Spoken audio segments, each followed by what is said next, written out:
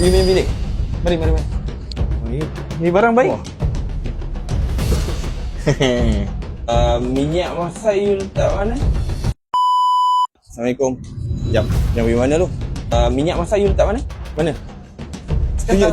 Mana? Minyak tak ada? Komplain ni nak cari minyak kat sini tak dapat. Tengok belakang. Jangan cakap tak ada dulu. Betul tak ada? Ya, ayam hilang semalam ada? Semalam ada ayam. Hari ni sudah pergi mana ayam? Ha? Sudah apa? Dah jual. Pergi main bilik. Mari. Ni barang baik. Minyak masak you letak mana? Ni barang baik. Kantoi. Ni dalam ada apa? Wah, barang baik lagi tu ah. Bodoh. Oi. Aduh. Dalam ni pun you letak Ayam tinggal sebilik dengan kau. Oi, Dia kau. bayar sewa sekali ke apa? Habis you cakap tadi kat depan you sudah jual habis. Betul tak kan? Dia ada cakap kan? Yang ni tipu sunat. Tipu sunat lah. Mana belajar menipu? Siapa ajar tipu? Bos. Kepala tu tak gatal tu.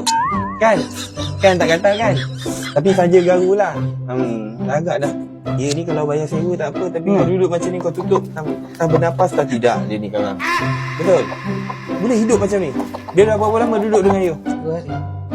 2 hari. Baru 2 hari. Dia makan tak? Dia ada makan dengan you? Makan sama-sama? Habis? You anaya binatang tu. Sebelum ni dia duduk mana? Dia tinggal mana sebelum ni? Sebelum ni dia tinggal mana? Sebelum dia sewa dengan you. Dah? Dekat luar. Habis dia dah kena halau dengan owner. Dia kena halau, dia kena tinggal sini lah. You tak ada hati punya orang. You meniaga boleh, tapi hati kena ada. Ini ayam takkan tinggal sebilik dengan you. Saya tak tahu apa you bikin dengan ini ayam. Kenapa bawa perangai yang daripada sana bawa ke sini? Ni ayam untuk kejap you tidur ke apa ni? Kalau alam pun punya ayam. Ni ada nama ke? You ada nama? Dia dah 2 hari ada bagi nama. Nama apa? You bagi nama Rainbow. Macam Upin punya ayam. Tidur sekali dengan you Gas dia letak kat situ.